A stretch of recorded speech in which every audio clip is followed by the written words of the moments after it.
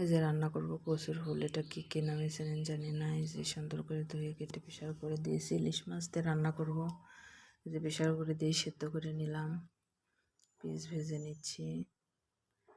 এই যে ঘুটনি দিয়ে এখন একটু এভাবে করে নেব, ঘুটে নেব। এটা তো আমার বাসায় সবাই পছন্দ করে, আপনারা খান কিনা জানি না।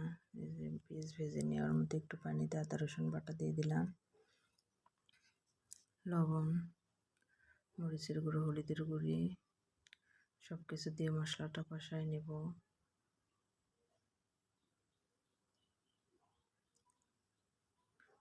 এই যে মশলা কষানো হয়ে গেছে প্রায়।